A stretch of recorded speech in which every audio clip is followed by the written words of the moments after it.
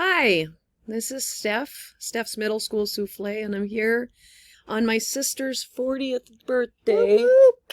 You're 40, and I want to interview her about being an only parent, and we're going to have 2 episodes with this. It's just pretty heavy. She has a middle school son now, and yeah, so I'm going to talk to you about this and challenges. This is the series. It's called Summer, and this is a guest speaker. This is about only parenting. And Jamie, you know that my daughter's name is JC, and the J is for you. And I came up with that name, JC. J is a combination of the names Jamie and Tracy, JC. From Jamie, this is Jamie. She wanted her to have I want her to have, from you, I want her to have the value of family, faith, and resilience through difficult times. So when JC has a difficult time, I want her to go through it like you do. So let's talk a little bit. Remember when we were due the same day? And we didn't plan that? This is weird, y'all. We were supposed to have the baby on the same day, October 15th, 2009. Didn't happen, though. This little Silas, this little Sam, my best friend Stacy, and here's our little baby bumps. And we had what kind of party was it? Because that isn't a dress that I would have normally picked out. It was the 1950s. Yeah, something like that. It was cute, yeah. And so we had 2 little boys, Sam and Silas. And this is him peeing on Grandpa Dale's house, and Silas just staring at his pee because it's cool. Look at these guys, James. Oh, that's nice. Same age. Silas is 12 days older. Yeah. Little boys. They're now going into 7th grade, and Sam is humongous. But we're here to talk about you. You had another daughter. That's Summer. Yeah, they put the goop on her eyes. That's why it looks kind of gross. And this is Skip. Yep. Handsome and proud father. Ooh, he was handsome. So happy moment followed by sadness. And so Skip passed away. Summer was only 1 and Sam was 5. So do you remember how your kids reacted? Well, we went over to his mother's house because she's the one that had to tell us, and I had a feeling that that's what was happening because he suffered heavily from mental illness. So we went over there, and she told the kids and me, and Sam didn't really think much of it. I just was like, oh, okay. And so we took off, and I don't think it hit him much within that year. Yeah, they were too young. He's like, yeah, okay. How did you keep going though? You had 2 kids. I had a really rough week that week. It was really sad. But after that, you just keep going because you had 2 kids, or I had the 2 kids, and I just did what they did, and I had to work, and it wasn't as hard. It took about a year, and that's when it kind of hit me, and it was really sad for about a year. So yeah, you just had to keep going though. Yeah, it wasn't time to think. So it wasn't as bad as it could have been. I just kept going, and it was nice to have family around. That's the next one. Family support. These are fun uncles, right? Yeah, those are Skip's brothers. Skip has 4 brothers. Those are 2 of them. Heavily into my kid's life, especially Kyle, the one on the right, with both the kids. Kurt lives in Texas, and he helps with us anytime, and with techie stuff. And what about Grandma? Grandma's all the time there. She wants to kidnap my kids sometimes. Like, I had no problem saying, hey, I need a weekend, but Grandma always just expected them, especially Sam. They're very close on the weekends. So I at least got time to have time on my own if I needed it. Yeah. So I've been lucky to have that family and my family too. Tell us about this tradition with your kids that you do. Oh, so like on Skip's birthday, which is in April, if there's no snow on the ground, we'd go out and we'd bring a little birthday cake and eat it by his grave right there. So that's what my kids like to do. A tradition. You get a lemon cake, yeah. And so this was the first time, we take a family picture, and we're missing Skip in here, but your kids are still goofy, I mean, yeah, we still I feel like we're still keep having fun, and we wanted them to enjoy life and still keep going and having fun. Look at these 2 clowns. I know. Yeah. And there's our little girls. Yep. And so That was in we had a lot of Minneapolis. support and love for each other. All of us, hung out with each other. And kids need a lot of time. They learn from other kids. So as much as we could get the cousins all together, that was good. And then Yeah. you're dancing and laughing. Yeah. We're goofy. Yeah, we have a good time. Yeah, and we include, I don't know, we take a lot of trips together. And I think that's helpful too. Yep. My kids really enjoy being around your kids. They learn from each other. And it's our sister Tracy. And I think being an only parent, relying on family is so Yeah, I'm much lucky. more exemplified. Like you have to Yes. have a support system more Yes. more very than lucky. like two parents in a household. And so yeah, spending as much time with cousins as possible, other siblings, including his family and your family, doing a lot of activities together. But I want to ask you, this is just elementary school year, so when this first happened, what helped you and your kids? Well, we moved to a different town, and I got a condo, so we kind of got established, me and my two kids. But before that, I lived with my dad for about a year or so, and I saved money while I worked, and he didn't charge me anything, so then I at least had some money to put on a down payment on a condo in Grand Forks. And then my mom lived just right in another condo near us, so it was really helpful to have her if I needed to go do something, or she could watch my kids for a little bit.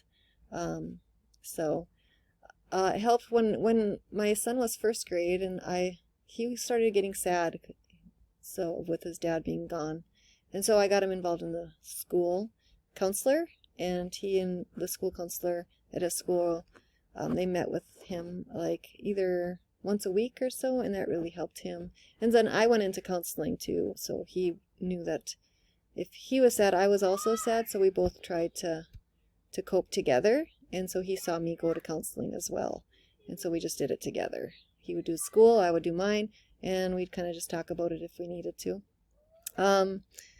My dad helped a lot, and so did my mother, again, like family does, and my sisters were always there to help us. They lived in Minneapolis at the time, Tracy lived here.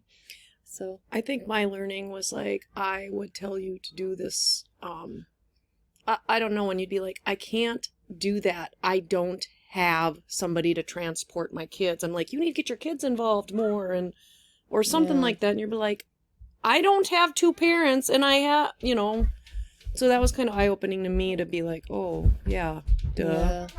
yeah, it seemed like I had to I wasn't going to be perfect parent. My house is kind of dirty sometimes. To let that And go.